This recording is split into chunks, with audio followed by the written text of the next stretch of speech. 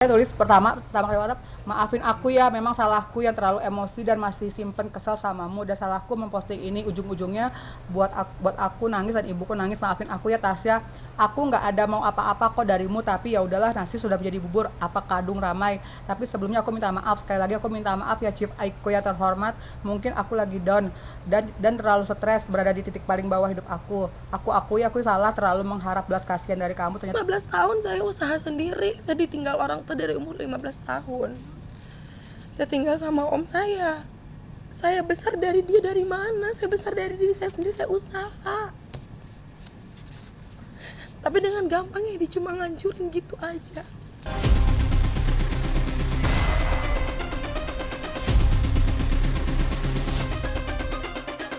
Akhirnya Aiko Sarwosri atau Chef Aiko benar-benar mempolisikan Robby Abbas, pria yang kadung membeberkan masa lalunya yang bernada miring serta negatif. Dan hari Kamis kemarin, Chef Aiko yang didampingi sejumlah kuasa hukum mendatangi Mapolda Metro Jaya untuk membuat laporan terhadap Robby Abbas. Chef Aiko melaporkan pria yang pernah mendekam di balik jeruji penjara itu dengan pasal pencemaran nama baik serta fitnah di sejumlah media sosial. Ancaman hukumannya pun tak tanggung-tanggung, yaitu maksimal 6 tahun kurungan penjara. Usai membuat laporan, Chef Aiko yang ditemui tim Insert Pagi menegaskan bahwa apa yang telah dilakukan Robby Abbas tak lain dan tak bukan hanya untuk membuat efek jera kepadanya. Bukan sekali dua kali yang kita tahu yang dilakukan Robby Abbas, RA ya. Teman-teman juga tahu. Mungkin kali ini yang saya lakukan adalah langkah yang tepat untuk memberikan efek jera kepada dia. Apa kita ngambil keputusan itu? Soalnya kita nggak ketemu jalur ininya buat damainya itu nggak ketemu gitu.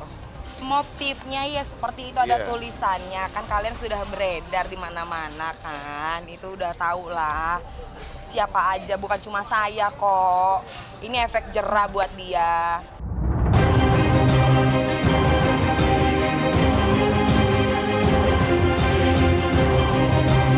Laporan yang telah Chef Aiko buat ke pihak kepolisian kemarin sepertinya memang sudah harga mati dan sudah tak bisa ditawar-tawar lagi.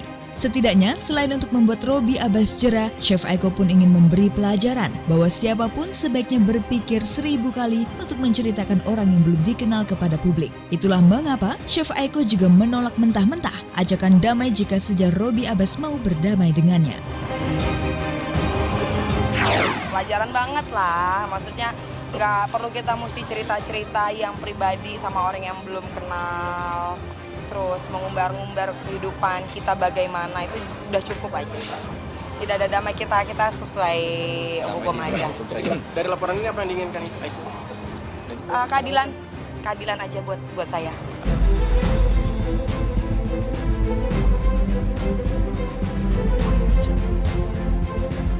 Sementara itu, ketika ditanya seputar adanya itikat baik yang sudah ditempuh oleh Robby Abbas, Chef Aiko justru merasa itu semua tidak cukup untuk menyembuhkan hatinya yang terlanjur sudah terluka. Chef Aiko sekali lagi menegaskan sikapnya bahwa sebelum Robby Abbas beritikat baik kepadanya, ia sudah menawarkan satu itikat baik, yaitu dengan duduk satu meja membuat klarifikasi bersama-sama di depan awak media.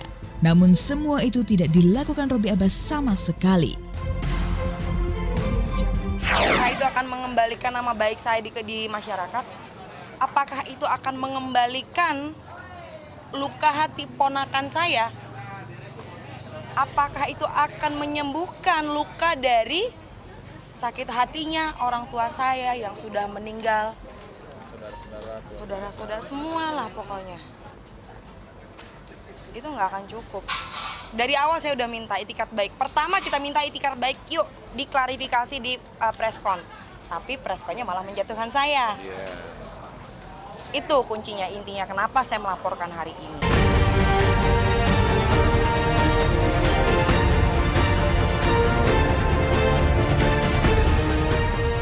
Begitu pula dengan permohonan maaf yang sudah Robby Abbas sampaikan. Lagi-lagi, Chef Aiko enggan untuk menerima permohonan maaf Robby Abbas secara hukum.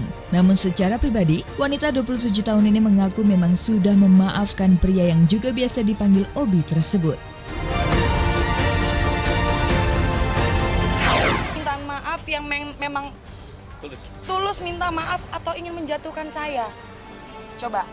Atau ingin menjatuhkan dalam arti kata menjelekkan nama saya. Itu bukan tulus minta maafnya. Itu bukan minta maaf orang Indonesia. Tapi secara pribadi saya sendiri, lillahi ta'ala saya sudah memaafkan Robby Abbas, tapi tidak secara hukum. Tidak semua teman yang harus kita percaya itu harus kita percaya 100% ya. Bahkan sahabat pun itu bisa menikam kita dari belakang.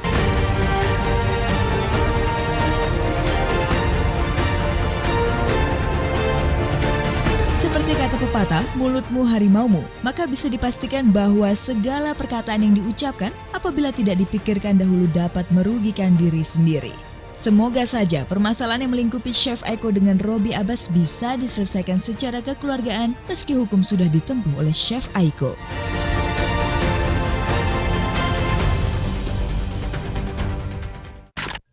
Nah, tuh